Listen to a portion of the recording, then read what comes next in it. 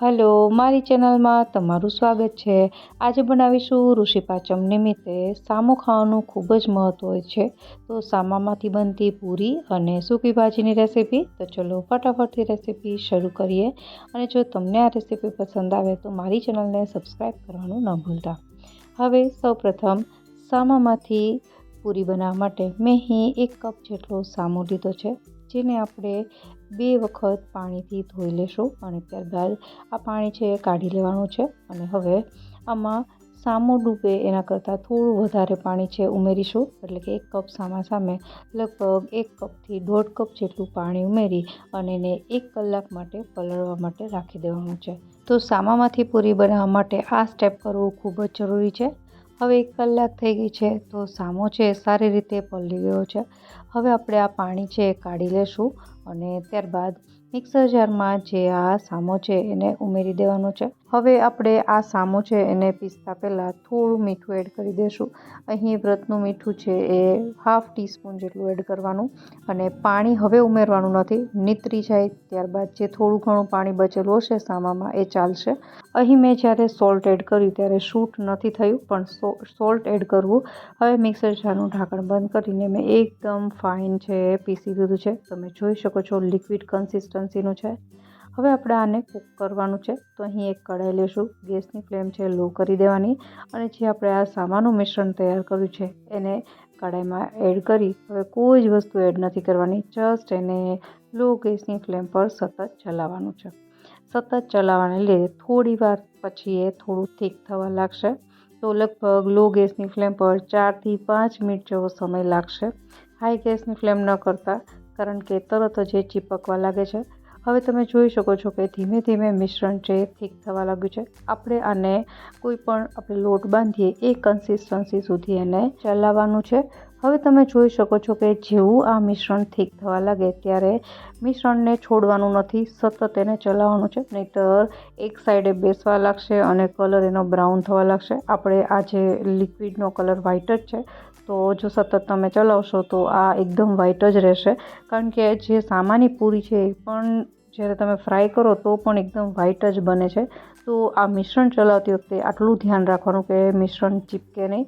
હવે તમે જોઈ શકો છો કે આ મિશ્રણ છે એ એકદમ થીક થઈ ગયું છે, તો બસ હવે ગેસની ફ્લેમ બંધ કરી દેશું। ત્યારબાદ એને એક વાસણમાં ટ્રાન્સફર કરી અને ઉપરથી 1 ચમચી તેલ છે એડ કરી અને સારી રીતે એને મસળી લેવાનું છે। આ ડો છે એકદમ સોફ્ટ બને છે, હું તમને નજીકથી બતાવીશ। તો આ લોટને સારી રીતે કૂણવવો ખૂબ જ જરૂરી છે। અહીં તમે જોઈ શકો છો કે મેં કૂણવી લીધા બાદ લોટ છે એકદમ માખણ જેવો લીસો થઈ ગયો છે। હું તમને નજીકથી બતાવી દઉં તો આ રીતે પ્રેસ કરો તો એકદમ સોફ્ટ છે એ ટેક્સચર તમે જોઈ શકો છો। તો આપણો આ લોટ તૈયાર છે। હવે આ લોટને રેસ્ટ ઉપર રાખવાનો છે। તો જ્યાં સુધી લોટ રેસ્ટ થાય છે ત્યાં સુધીમાં આપણે સૂકી ભાજી બનાવીએ। લોટ છે ડ્રાય ન થઈ જાય એની માટે ઉપરથી ભીનું કપડું છે રાખી દેવાનું, જ્યાંથી લોટ છે એનું મોઇસ્ચર છે જળવાઈ રહે। તો સૂકી ભાજી બનાવવા માટે થોડું તેલ ગરમ કરવાનું છે। તેલ ગરમ થાય એટલે 1/2 ટીસ્પૂન જેટલું જીરું, 1 સૂકું લાલ મરચું, થોડા મીઠા લીમડાના પાન। ઘણા લોકો મીઠા લીમડાના પાન વ્રતમાં નથી ખાતા હોતા, તો તમે એને ટોટલી સ્કીપ કરી શકો છો।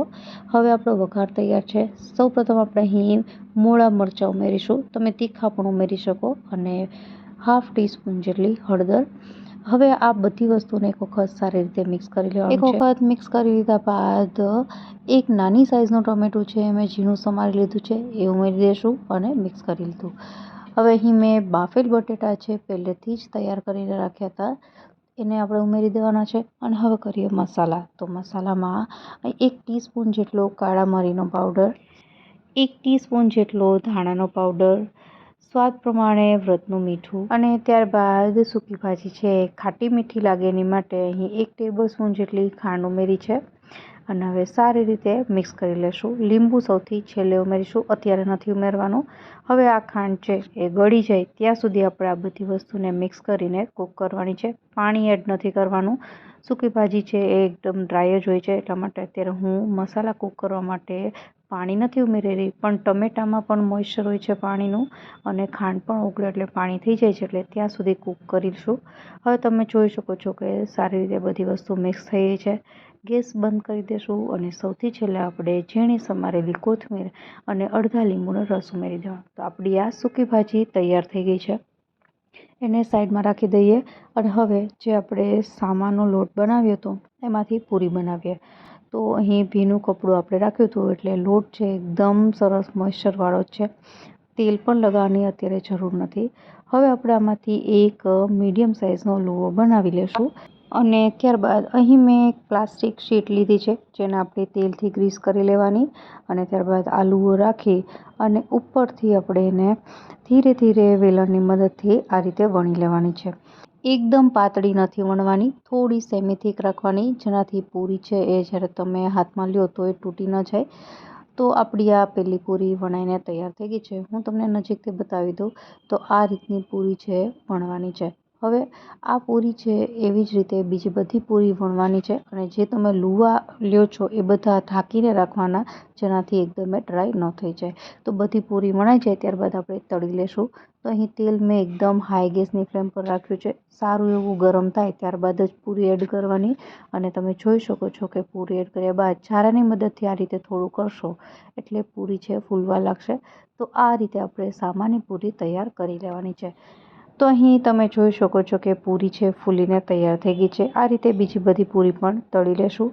એક હું તમને ઓનેસ્ટ રિવ્યૂ આપવા માગું છું કે સામાની પૂરીનો ટેસ્ટ કેવો લાગે. તો જો તમે ઘઉંની પૂરી કે રાજગરાની પૂરી ખાતા હોય તો એ તમને ખાવામાં એકદમ સોફ્ટ લાગે છે. આ પૂરી એકદમ સોફ્ટ નથી લાગતી.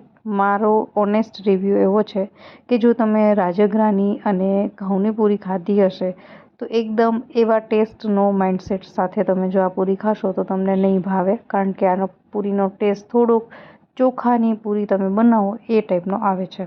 તો દર વખતે આપણે ઋષિ પાંચમમાં સામાની ખીર કે સામાની ખીચડી બનાવતા હોઈએ છીએ તો થોડું અલગ ટેસ્ટ કરવો હોય તો આ સામાની પૂરી છે ટ્રાય કરી શકો છો.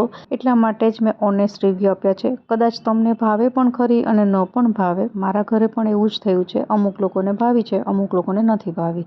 તો અત્યારે તો હું એટલું કહી શકું કે આ રેસીપી તમને જરૂરથી પસંદ આવી હશે. ફરી મળીએ નવી રેસીપી સાથે. ત્યાં સુધી બાય.